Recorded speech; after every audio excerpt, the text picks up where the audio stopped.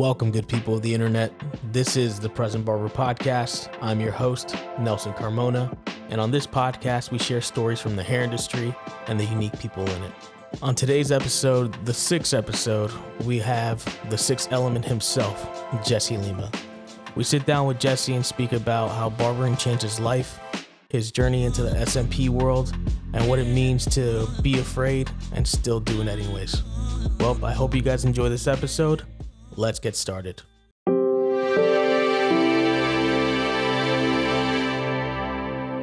Welcome, everybody, to the Present Barber Podcast. I'm your host, Nelson Carmona, and today's special guest is Jesse Lima.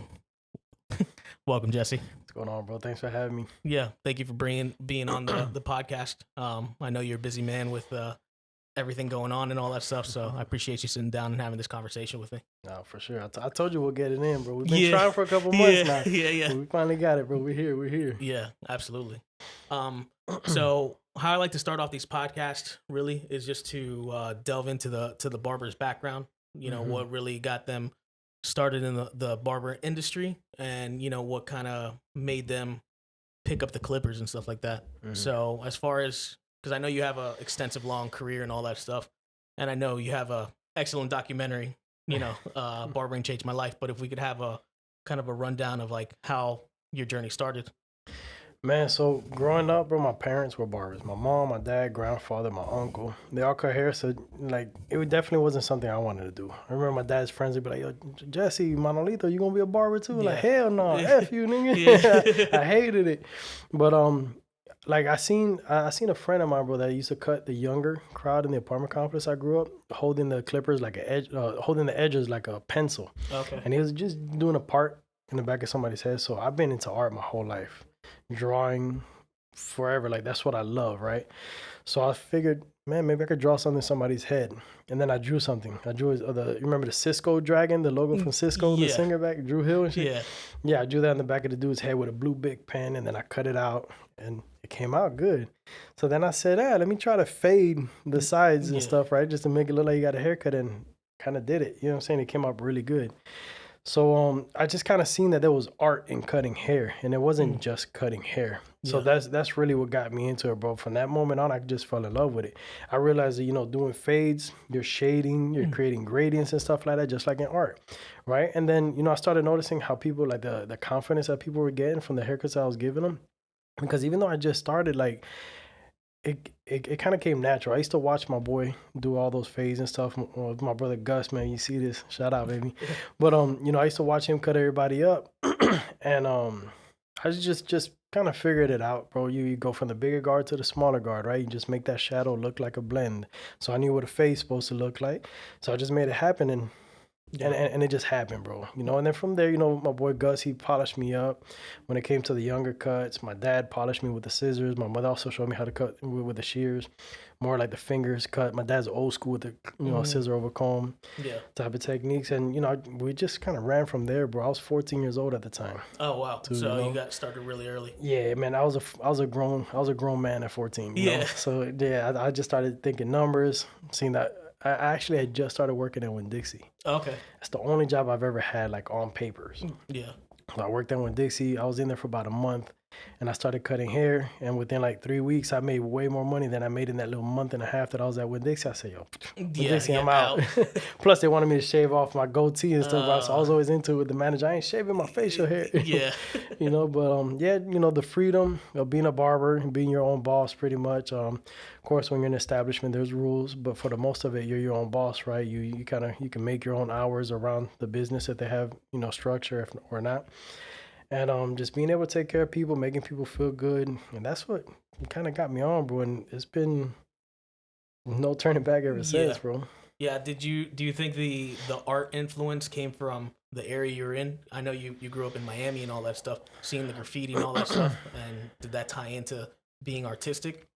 Well, nah, bro, because I was a little kid drawing, bro. 3 years old, 4 years old, 5 years old. Like, I used to get in trouble because we'll be at church. and I'll be drawing in the back of the Bible. You know, you got the white pages, Yeah. right? The little singing books and stuff. I'll be drawing in there. My mom would whip my butt all the time. But yeah, I like to draw, you know. But definitely the influence as far as my style of artistry, yeah, definitely came from the hip hop culture. My brother was 11 years older than me, so he was, you know, into hip hop, and he used to break dance and stuff like that. And you know, that's my big brother, so I want to follow his footsteps, do whatever he does.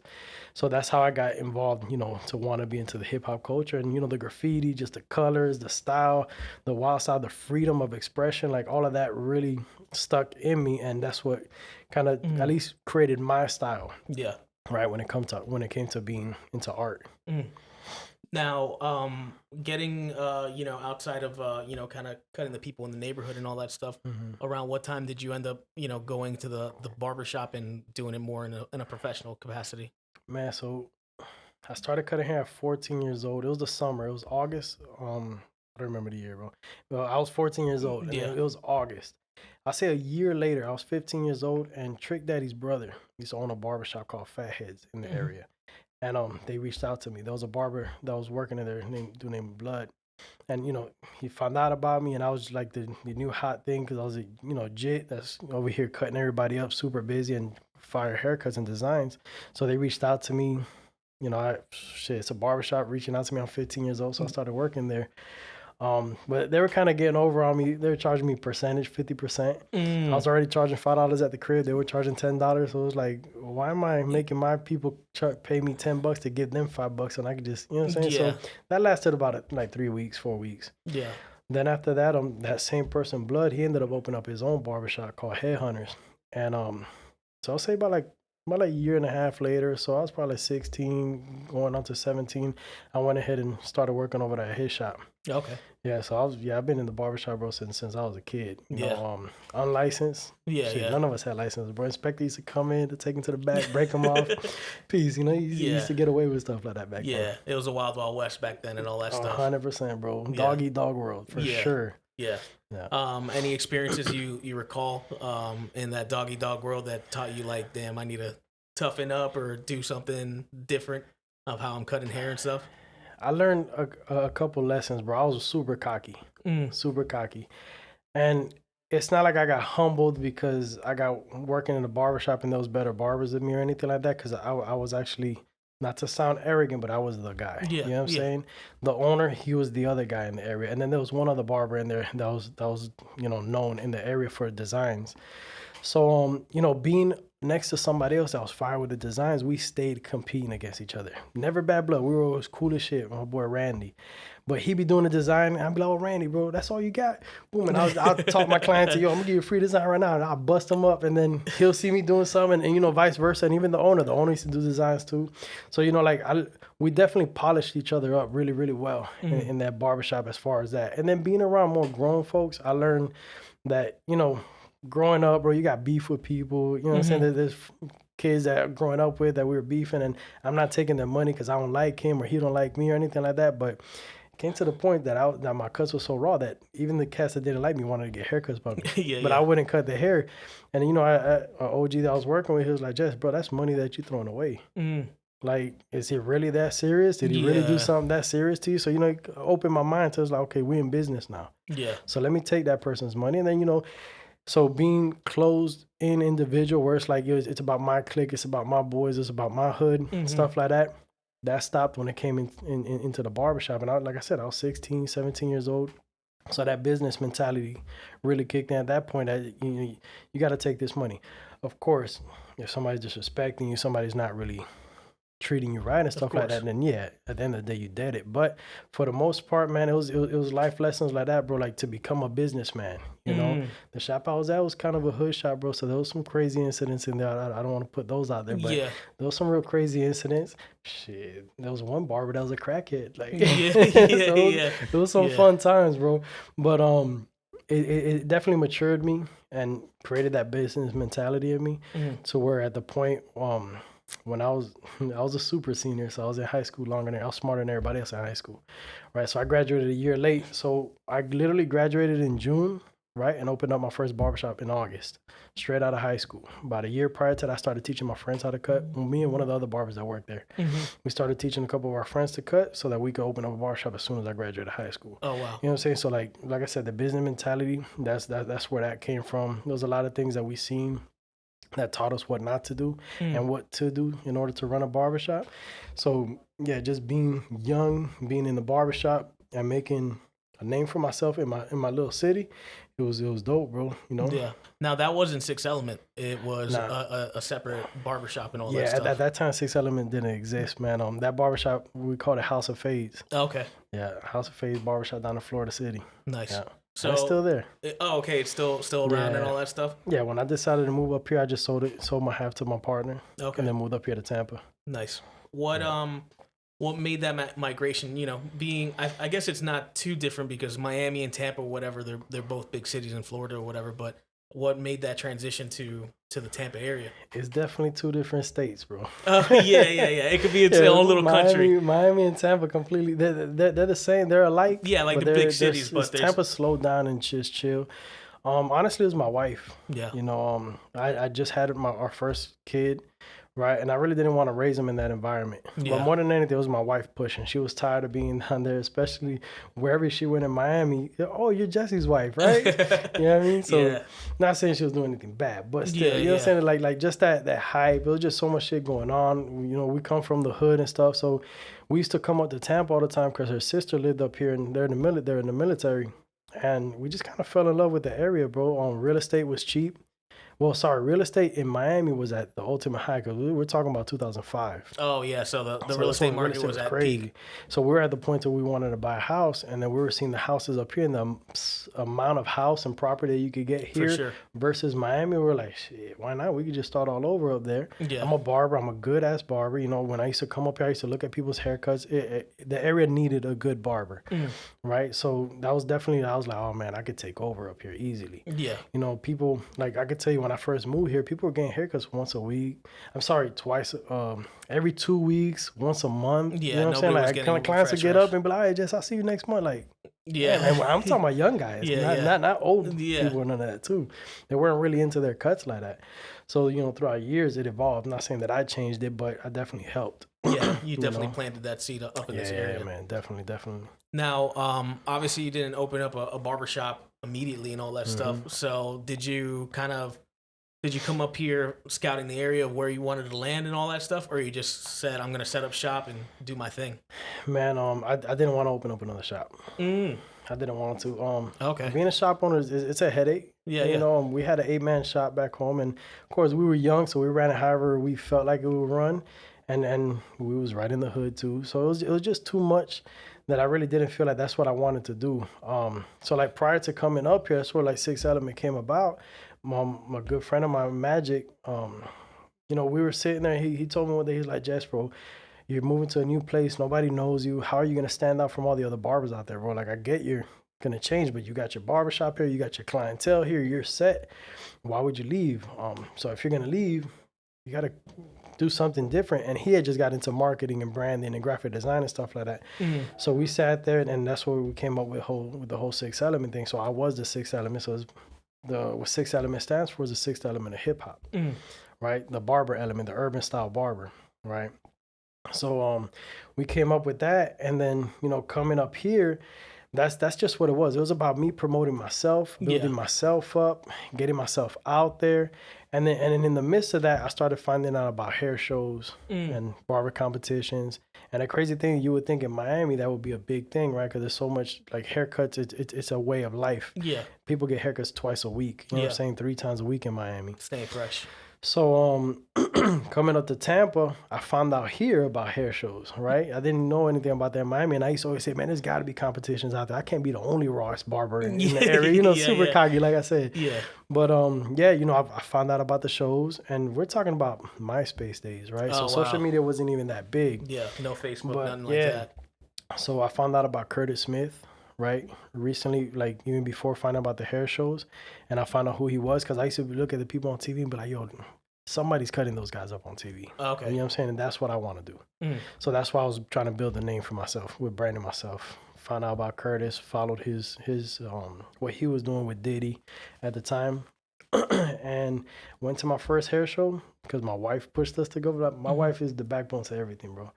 So she pushed us to go to the hair show, and I ended up running into Curtis Smith. Wow. And we linked up. You know what I'm saying? It was crazy. Like, funny story, but I got starstruck when I seen him. Yeah. And I've met, I've met like Pitbull. I've met Trick Daddy. I've met, artists, rappers and shit, Piccolo, people from down south and stuff like that. And I've never been starstruck. I treat people like regular people because at the end of the day, they're just regular humans just making more money, right? Yeah. Bigger spotlight. But Curtis was that guy that I wanted to kind of follow his footsteps and do what he did. So the crazy shit, when I first seen him, I'm like, yo, babe, there goes Curtis Smith. And she's like, yo, go talk to him. I was like, and then he walking towards me, he walked past me, and I just walked away, bro. Yeah. So then later on during the show, we crossed paths again in one of the aisles and stuff, and I said, man, fuck it. Yeah. Boom, Curtis, hey, how you doing, bro? My name is Jesse Lima. He was like, man, we met before? I was like, nah, I follow you on MySpace. He was like, oh, Diddy's son wanted to design for me. He showed me your page. Wow. So that was just crazy, right? So, we exchanged numbers and just, kind of linked up ever since, bro, until he started the whole Team Exotics thing. Yeah. Now, building that relationship, even in that network, how did you, I guess, post on MySpace? Because it's easy now because of IG and all that stuff. So were you just taking like, this is my profile picture and all that stuff? Yeah. From the moment social media started, it was strictly business for me. Okay. Right. So MySpace, it was just strictly haircut pictures. I figured, it's a worldwide platform, right? Everybody can see what you're doing. So I was just posting my work. There was like back then, there was like these little competitions that they used to do online, like other little websites. Okay. I forgot, there was one main one. I forgot what it was called. But they did like a little online competition. And one of the judges was a guy by the name of Pierce Austin, right? He's a major celebrity barber as well, Will Smith's personal barber, right? Good friend of mine now too. But the crazy thing is that I competed on that online and I won that, right? And he was the judge that chose my work. And, they did a little interview with him where he was talking about how, man, there's this kid out of Tampa, Florida named Jesse Lima, but he's amazing. I would love to meet him one day. Boom. And, it was just kind of crazy how, I was starting to get attention from other places. And this guy's out in LA. Yeah. And it was just MySpace, like pretty much what got that all started. So, yeah, so social media has driven my whole career. Yeah. Completely as far as getting my name out there. Yeah. Yeah, especially the early days like that. That power too of the hair shows and all that stuff, being involved in that. Did you continue to go to hair shows after the interaction with Curtis? Yeah, from the first show, I fell in love with the whole scene of being at the show. You're around like-minded individuals, like I said, coming from the hood, and this happens everywhere, right? So there's always competition in your neighborhood. There's even bad competition in the barbershop sometimes, where this barber thinks he's better than this barber, or that barber's better than that barber, and there's, that little trash talk. So there's a lot of animosity within your city, always with the barbers in the area. Yeah. So going somewhere where you're around like-minded individuals that are out here for the same thing, there was so much love, bro. Yeah. A lot of barber love out there, and that's why I was like, man, I was hooked.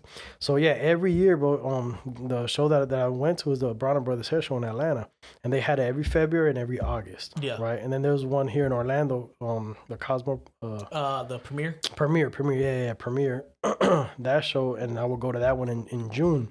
So yeah, it was every year, February Atlanta, June Orlando, August Atlanta again, and just going to these shows every single year, nonstop, every single time, handing out my business card, even if I met the same person over, like one particular person, Kenny Duncan, right, with Andis. Yeah. He had just became one of the lead educators for Andis and stuff. So, every time I seen it, Kenny, what's up, going up? My business card. Until he's like, Jess, bro, I know who you are. Like, hey, man, just in case, you know what I'm saying? But you got to let people know who you are and what you represent and what you got, what you got to offer, right? Yeah. So, I definitely pursued it, man, for about, it was about like 9 to 10 years. That was just nonstop. Every single year.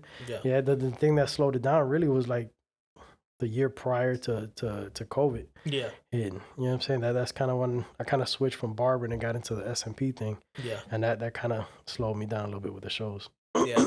Now, before we get into that evolution of the SMP, hinting at it now, where was it? How long was it until you opened up your proper shop? So, you're building your name and all that stuff. What brought about the shop? Because, you know, you came from a frustrated side of like, I don't want to manage other barbers and all this other stuff or whatever. But, you know, it came to a point, obviously you're building your name. Did you see, well, I could build another name as another shop and all that stuff? Nah, man. So I was at a high peak in my level as far as being an industry barber, right? Platform artist and traveling like crazy with these shows. That I wasn't trying to do a barbershop. I was just focused on Jesse Lima and Six Element and building that brand, building that name, establishing it. But we were working at a barbershop at the time where the actual owner ended up selling the barbershop to somebody else, somebody that's not a barber. Oh, got you. Now, the team that I had working in there, I literally put them together, right? I literally taught them how to cut. Me and one of my other barber friends that I met out here in Tampa, we literally taught these guys how to cut. We polished them up. They came straight out of school. They couldn't cut. We helped them build a clientele. You know, like this was our team, right? Yeah. So the new shop owner for that shop, he bought this shop, military guy with money, decided to buy another barbershop out in Tampa, like way on the other side of Tampa. And he used to call the area that we're in, excuse my language, but a shit area, right? So, but he was taking the money from this shop to fund that barbershop, which wasn't even busy or nothing. It wasn't making no money. So my wife found out that the building was in foreclosure. So at that moment, I was like, man, that's crazy. This guy's taking our booth rent, still charging us the same thing we were paying before. He's not even paying the bills. Yeah. What if this shit gets shut down one day and we can't even get into the shop? So I was talking to a friend of mine that lived in D.C. at the time. And, you know, we used to always just talk. And he was like, Jess, bro, I got the bread to open up a shop right now. You know what I'm saying? You got the barbers there. I got the money. We'll go open up the shop. So we kind of went into partnership like this. So I literally shut down that guy's barbershop. You know, as messed up as that sounds and everything like that, because you're not supposed to do that, especially, you know, I believe in bad karma and all that stuff. But this was my team that I put together. Yeah. So the reason I did that was because there was going to come a day that the place was going to get shut down. And there's 9 of us that are going to have to separate now. We can't work together because ain't no barbershop has space for 9 barbers right now, right? Yeah. So before that happened, I was like, yo, you know what? Like I said, I didn't want to own a barbershop. It wasn't about the money. Like I told my boy, okay, you got the bread, you put up the money, I'll bring up the barbers. I wasn't even making no money off of that. I just wanted to have somewhere where we could still be together and grow. Yeah. So, you know, I partnered up with a friend of mine. We still didn't call the barbershop Six Element. It was called Element of Design. At the time, he moved down from DC. We did the barbershop, and you know, we just ran it like that, bro, and everything was good. Then I started slowing down a little bit with the hair shows, just mainly focusing on you know, partnering with Curtis and stuff, being part of Exotics. He started the whole Exotics Hair Battle Tour. Yeah. So we were touring all over the United States, and one of the cities that we would throw our shows at was here in Tampa, which I was the partner for. So I was more focused on making sure that show was good every year. And then, you know, traveling with his shows more than anything else, being one of the lead educators, teaching people how to do designs. So my partner and I, we kind of started bumping heads a little bit. Still a good friend of mine. But our visions were a little bit different. I was more on the leadership and he was more on the boss side of things, right? So just like little stupid stuff, like he'll come in basketball shorts when the rule's not to come in basketball shorts. Yeah. And he had the mentality like, it's my shop, bro. I can do what I want. Yeah, yeah. You know, so we just kind of bumped heads because some of the barbers were getting into it with him and they left. You know, there was like 3 barbers that ended up leaving, which are my closest friends. And they didn't want to leave because they didn't want to feel like they were leaving me. Yeah. So it's kind of like, damn, bro, like you're kind of messing things up here. So it came to a point where I was like, yo, look, man, I'm going to just go ahead and do my own thing. You keep this here. I'm going to take these barbers. These barbers are going to stay with you. And he had just got into real estate. And he was like, nah, Jess, I don't want to deal with the headache. Because I was the one dealing with the headache. Yeah, because you're there, you know, cutting daily and all that stuff. I'm the leader, I'm the mentor, I'm all that stuff to these guys. So he was like, how about just buy me out? Just buy me out. You take the barbershop. I'll just continue this real estate thing. Anyways, this is kind of what he was kind of getting out of the whole barbering thing. And he's killing it right now. He moved back up to DC and he's killing it up there, you know? So at that moment, I just bought him out, gave him his half of what he, gave him the money that he put into the shop. And then I just rebranded everything, turned it into the Six Element. Now I took Six Element from me being a Six Element to the actual barbershop being a Six Element, you know, and just providing somewhere for other barbers to grow and do their thing. Yeah. Today's episode is sponsored by Clipper. Clipper's an all-in-one software built for barbers to run their businesses better. Whether you're managing a staff of 15 or managing your own personal clientele, Clipper has all the tools you need. A basic plan with Clipper starts as low as $1 a month. With the basic plan, you get access to online booking and a custom link to send to your clients, so they don't have to download yet another app to book an appointment with you. Clipper also offers a Supreme plan for $5 a month. The Supreme plan includes robust analytics, the ability to collect booth rent and commission, mobile payment, surge holiday pricing, custom QR codes, and much more. Clipper prides itself in being the best platform for barbers and shop owners and is always adding new features. To find out how Clipper can help your business grow, go to getclipper.com and sign up today. Now, back to the show. Yeah, because I see that, knowing that story of before, you went into partnership with him, and I understand the whole kind of messed up thing of grabbing those barbers and all that stuff. But I mean, I feel like it was a sense of you saw an irresponsibility that was holding yourself and your team, vulnerable and all that stuff. I definitely see that a lot with you, being a planner and having like a vision outside of just the daily grind and stuff like that. Yep. What brings to mind is, here in your S&P office where the education happens and all that stuff.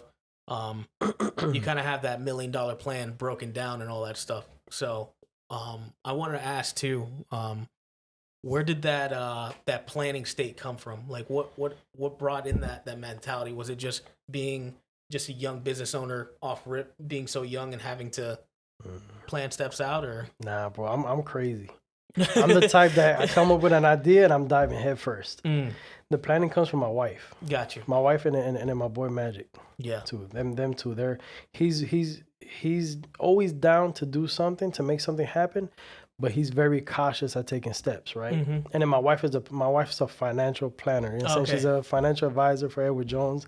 So she's lived her life on planning. She's always planned everything that we've done. Still to today, she plans everything. You know what I'm saying? So that's kind of where that came in place, because I'm the type, bro, I come up with a great idea, that light bulb hits, bro, and I'm ready to run with it. I don't see the negatives. Yeah. I just make it happen. And then she's the type that be like, okay, that's great, but this, she'll pull up all the negatives, and it's like, oh, shit. So she trained me to start thinking more and planning and, taking my steps instead of bumping my head and then having to step back, like, all right, don't go that way, that hurts. Go this way, you know what I'm saying? So instead of me bumping my head, and that's just because that's the way I was brought up. My dad was a grinder, just go get it, and then if it goes good, great. If it goes bad, set back up, start again, you know what I'm saying? And I feel like that's definitely one of my biggest assets, though, because I'm not scared to take a risk, especially if I feel in control of it. I'm definitely taking that risk. And that's kind of what S&P was. Yeah. My barbershop's fully established. I'm making like $3,000 a week cutting hair, full clientele. But, been cutting hair for like 22 years at the time. It's just kind of like, I've been doing this for a long time. Like, what else? Like how can I make more money? How can I set our future up even further? Because it's not just about making money right now, because your body can only handle so much. We're only getting older, you know what I'm saying? So I found out about S&P through this lady that came to the barbershop, introducing us to it. If we refer people, they'll kick us back $500. So I sent somebody over there, and they messed him up. Bad, bro. Really bad. Blew him out. He had these big-ass blue dots all over the place. So the money that she gave us, we paid for his laser treatment, because that company wasn't even trying to do anything. And then we helped him pay the rest of the sessions that he needed to get done. So skip a year later, I'm at a show down in Miami talking to this one guy, and he had S&P done, and he didn't tell me. I'm just looking at this guy. I'm like, damn, this guy's head is shiny. But it looks like he's got hair. So I'm over here trying to profile this guy, look at the side, see if I see any like little stubble sticking up. And I just thought, like, bro, you got S&P? And he was like, yeah. How'd you know? I was like, man, I just found out about this. So I seen a great S&P job.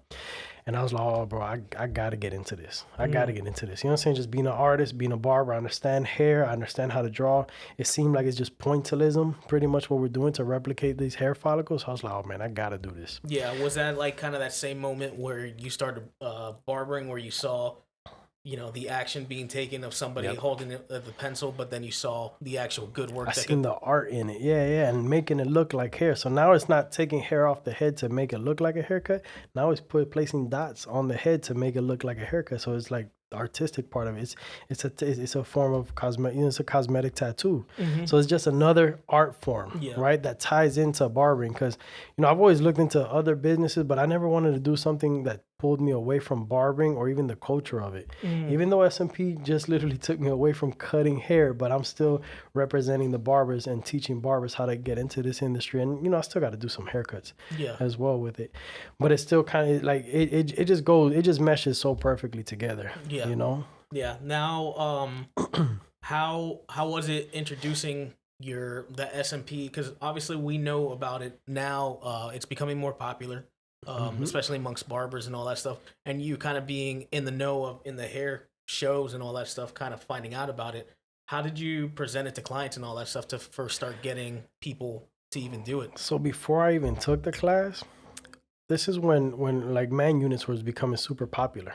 Okay. Right. So I found out about that. I found out about SMP. So I was asking my clients, yo, would you rather rock a wig or would you rather rock SMP? And then, oh man, I'm not leaving work Friday bald head and coming to work on Monday with a toupee on my head. You know what I'm saying? So they're like, bro, I'll get that done. So one of my uncles started losing his hair at a young age. So I seen how that affected him. So in my barbering career, I always focused on cutting people's hair that were losing the hair, thinning, balding, or anything like that in a way that I could hide their baldness, just to make sure that they look good and they feel good. So I had a huge clientele of people that were losing their hair. And not just that, but by doing that, they're never going to anybody else. You know what I'm saying? So it was kind of a way to guarantee that they were my customers, right? Just by the ways I would customize their haircuts to make it look great.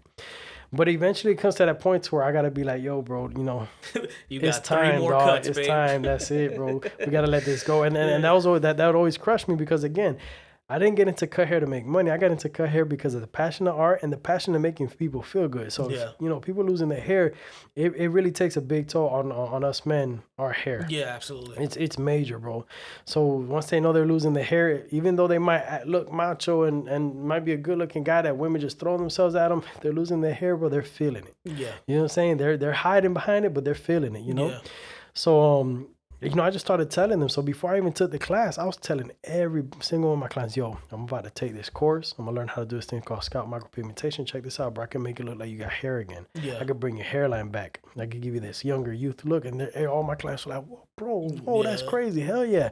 Nigga, sign me up as soon as you're ready. Yeah. I had great relationships with my clients. So whatever I tell them, they were on it. Yeah.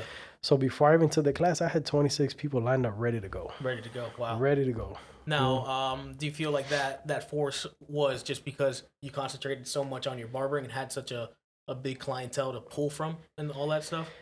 Because I focus on building relationships and not clientele. You know what I'm saying? My boy Chico Boom says that all the time, bro. Build relationships, not clientele. Yeah. Relationships are never going to go. You have a relationship, they fully trust you with whatever it is.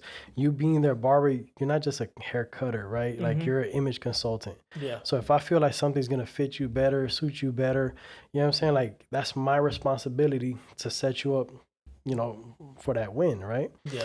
So that's really what it was, bro. Like because of the relationships, because I have strong relationships with my clients, bro. Yeah. So that's really what it was right there. Now, speaking on that relationship and also taking this education class, what kind of brought you into the education space? Because now you're a couple years into the SMP world and all that stuff, and it's still pretty fresh. As far as a cosmetic that people are learning and understanding about and all that stuff. Did you feel like being an educator before and the exotics thing gave you that leg up in being an educator in this? Even further back. So from when I was younger, I used to teach my friends how to draw. Oh, okay. Anybody could learn how to draw. As far as visually looking at something and trying to mimic it and draw it, anybody could do that. You know what I'm saying? So I since from a young kid, I used to teach people how to draw. Yeah. I used to teach when I used to break dance and stuff, like we got really good and stuff. And now we were teaching younger kids how to break dance, building up our crew and stuff like that. When I got into the first barbershop that I got to, like I said, I was the guy. Yeah. All right. Then there was 2 other ones, the owner and then the other guy. We were like the main guys in there. Everybody else was weak. They weren't really that good. So at first, they're the old heads, so they would hate on me, right? Because I'm the youngest one in there, and like, how the hell you so busy? Blah, blah, it's all hype shit, whatever. And I'd start teaching them because I always felt that wherever I'm at, I don't want to be the only superstar. Yeah. I want that whole place. When people talk about, oh, yo, Headhunters, that's that raw ass barbershop. Oh, there's this dude named Jesse that works there. I don't want to be like, oh, that's a shitty ass barbershop where they got this one dope ass guy. You know what I'm saying? Like, I feel like my environment represents me as well too. So I've been teaching ever since from the rip, bro. You know what I'm saying? Teaching in the barbershop. Like I said, I taught a bunch of my friends, like childhood friends that we grew up together. I taught them how to cut hair so that they could start building a clientele. So when I open up the barbershop, so teaching is just something that's naturally been in me. Yeah. Now as far as like teaching classes, like random like that, yeah, Curtis Smith is the one that set me up with that. A lot of my growth is because of him as well. Not just my wife. My wife is the push, but Curtis has put me in positions to fail, right? Strategically so that I could grow. And what I mean by that is when he started the Exotics Hair Battle Tour, he's like, yo, Jess, I think Tampa will be a perfect place to do a show, bro. Let's set up a show. I've never organized nothing. Gotcha. You know what I'm saying? I've never planned to anything. Yeah. So within like 2 seconds, I had to think in my head, nah, hell no, I can't do that. Yeah. All right, Kurt, let's run it. Yeah, you know what I'm saying? Like you just got to put yourself in positions to fail and do it, right? So now I could look bad. I can make the city look bad. I can make Curtis look bad. This is his thing. Yeah. You know, I'm here to help him. So I had no other choice but to organize. And then he was like, yo, Jess, so me, you, and Pacino, we're going to teach a class. After the show, I'm like, all right, cool. You know what I'm saying? Let's do it. Run it. Yeah. You know, and I've always been a soft-spoken person, and I've always been horrible. This microphone right here, bro, used to be the worst for me. Yeah. Remember at the shows, they hand me the mic, I was you know what I'm saying? I just couldn't do it.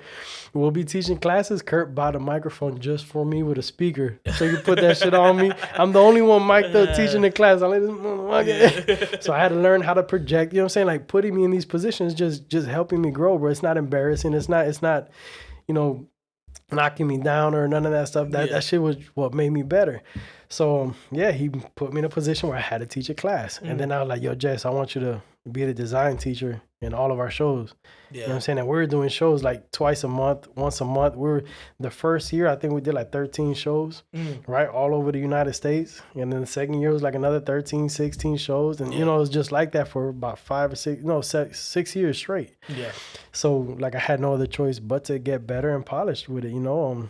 I remember my first class, I only had an hour gap and I took 2 hours. Yeah. Right? Because I just didn't know how to explain things and just learning, being around people like Kenny Duncan, being around people like DL Master Barber, Jay Majors, Pacino's, Kurt, you know what I'm saying? Like being around these people and seeing how they moved and how they did things and how they structured things. Like they all coached me in some way, somehow to get me to the point to where I'm at right now. Yeah. So when I got into SMP, my mentor was, I'm going to get into SMP and then I'm going to teach people how to do this. Yeah. You know what I'm saying? Off rip. Yeah. There's a great sign here in the office that, you know, you walk by it every time you kind of come in and it says, be afraid and do it anyways. Yep. Is that like the motto that you kind of go after? I've always been a fan of the Nike model, just do it. So that's just another wordplay to just do it. Yeah. You know what I'm saying? Be afraid and do it anyways. Like you need to be uncomfortable in order to become comfortable. Yeah. Because if you're not uncomfortable, you don't know what being comfortable feels like. And then when you get comfortable, get uncomfortable again so you could get comfortable at a higher level. Yeah. You get me? So yeah, no, that's the way I live. That's what I tell all my friends. Like if they're trying to do something, bro, just do it. Yeah. That fear is the only thing that's ever going to hold you back from anything in life. Yeah. Now, I also see that, you know, it's 6E, SMP, and you still keep that same culture of building leaders and all that stuff. Where did that come from? Did you see that as just, I want everybody to kind of come up with me? Because, you know, I see great barbers that have come through your shop, open up their own shops and all that stuff. You're building a team now of great SMP artists and all that stuff. Where did that stem from? Every majorly successful person is going to tell you that once you outgrow your circle, you need to find the new circle. I'm a barber, bro. You know what I'm saying? My circle is in that barbershop. So if I outgrow everybody around me, how do I find another group? I got to look for another barbershop. You feel me? So that's kind of where that came from. I was like, yo, if I'm growing, the people around me need to grow too. I need to build my circle up. Yeah. And I feel like I was put in this earth, like one of my main reasons for being here is to help others grow. You know what I'm saying? I can't be the only one being blessed. Yeah. You know what I'm saying? And if I'm learning something, then why not share it with others? Why not put other people in the positions to grow? So, I mean, you worked at the shop for a little bit, you know what I'm saying? And I tell all the barbers the same thing. Like, I treat you guys like partners. I don't treat you guys like barbers or like employees and all that shit. Yeah. What I told you, even when we were hiring, right? I said, bro, right now I'm your boss because I'm hiring. Yeah. If I end up having to fire you, I'm your boss again. Other than that, bro, look, I'm your leader. I'm your partner. For sure. You know what I'm saying? Like, and that's just always been me. I don't believe in bosses. This isn't a Fortune 500 company where I don't care about the people that are working under me and none of that stuff. Everybody that works around me or anything, I'm a very affectionate and very attached type of person. For sure. So if you're ever in my circle, bro, like we're a family now. You know what I'm saying? Just plain and simple.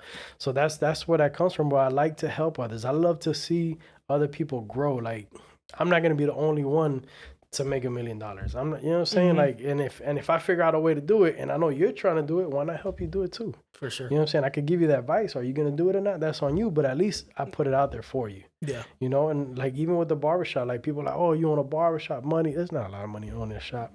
Like I always tell, like I tell the guys all the time, opening up a barbershop is just open up a place to give opportunity. Yeah. Give somebody else an opportunity to grow, build a clientele, make money, buy a house, fix their credit. You know what I'm saying? Just do whatever it is that they're trying to do with their life. Yeah.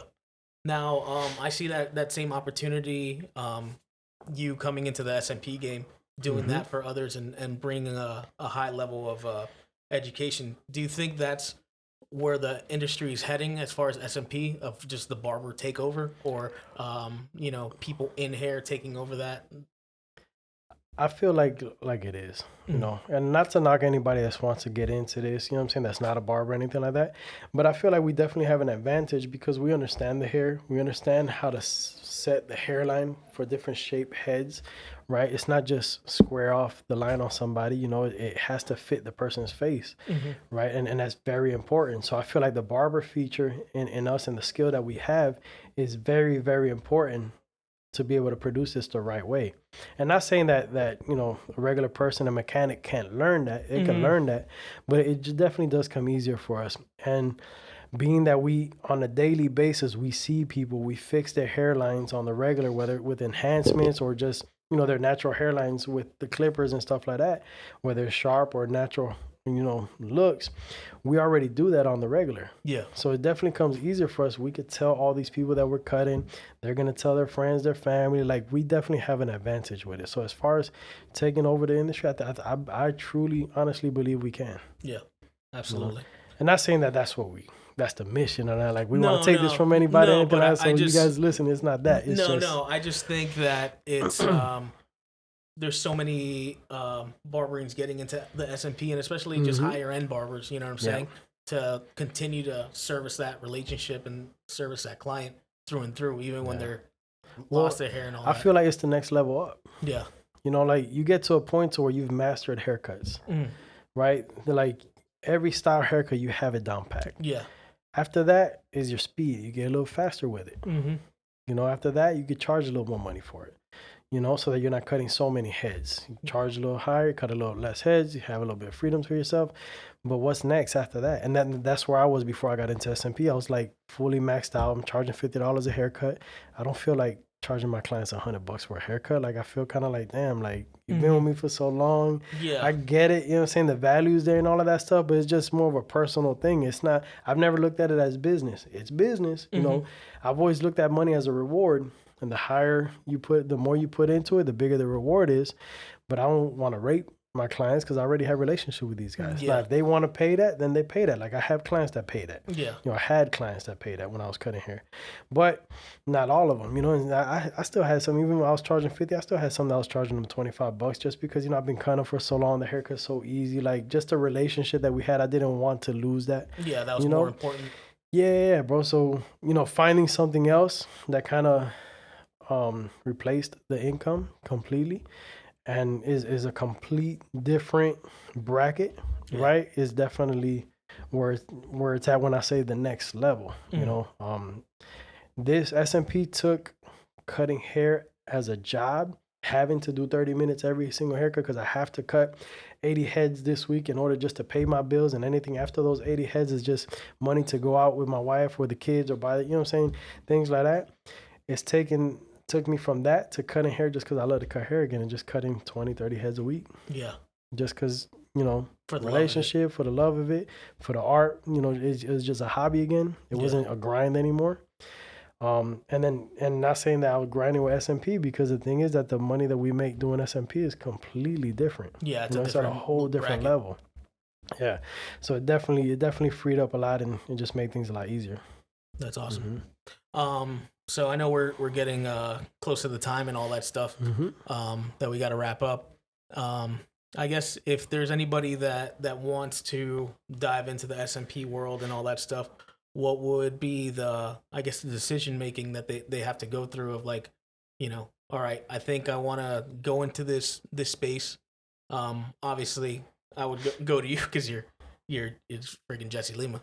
But appreciate it. What can give that final push for them to make the decision to get into that industry? Well, I tell this to everybody, right? I tell you that you need to be ready. It's not just take this course, pay $5,000 to learn how to do SMP, and then that's it. It does take a lot. For sure. It's going to take you away. If you're a full-time barber, you need to be able to step away from cutting hair so much to be able to focus on this, because even though it goes hand in hand, it still is a separate business. Yeah. You know, there's other things that's required. When I started it, I was doing that in my barbershop for like the first 2 years, but then I had to expand and separate from it. And, you know, as long as you're ready and you're fully established to the point to where you can step away from cutting hair because you have a strong clientele base, or you already own your business, or, I mean, anything like at that point to where you could sacrifice some in order to make this happen, then go ahead and, you know what I'm saying, definitely jump on board. Gotcha. Jump on board 100%, because this is definitely the new wave that's only growing, and we're still in the beginning stage. Like, people are now starting to find out about it. I got into this 5 years ago and nobody knew about it. Yeah. And now customers will come in, but like, bro, have you heard of SMP? Like, you know, their customers are showing it to us. So it's at the verge of fully blowing up. Yeah. Right? Because when people think hair loss, they think of hair transplants. Yeah, absolutely. They don't think it's scalp micropigmentation. Yeah. Right? And if they do, it's like, oh, it's a tattoo. Yeah, you know? Yeah. But it's completely different from a tattoo. Yeah. But definitely, if you're trying to get into this, you definitely have to be ready to make certain sacrifices to make this happen. And, you know, be ready to let this happen, because it'll fully take over everything for sure. Definitely. Yeah. Well, I appreciate you coming on to the show, man. I'm glad we made this happen. Sure, I know we only got like a couple drops of, you know, this expansive career that you've had and all that stuff. I definitely would tell people, check out the old documentary, Barbering Changed My Life. So. And where can people follow you and find you and all that stuff for your information? Everything mainly on Instagram. Yeah. So you got my personal page, Jesse Lima, Jesse Lima, and then my business page, the 6E Micro, at 6E Micro. Yeah. Yeah, you can check me out there as well too. Yeah, okay. You just reach out to me. Definitely. I answer every DM. I answer every message. Yeah. My phone number is even on there too, so you can always hit me up. Awesome. Well, thank you so much, Jesse. No, I appreciate you, Nelson. Thank you. Yep. All right. We'll see you next time, guys. Peace. I hope you guys enjoyed this episode. If you did, please consider subscribing, leaving us a rating, sharing with your friends and your fellow barbers. Until next time, everyone, stay present.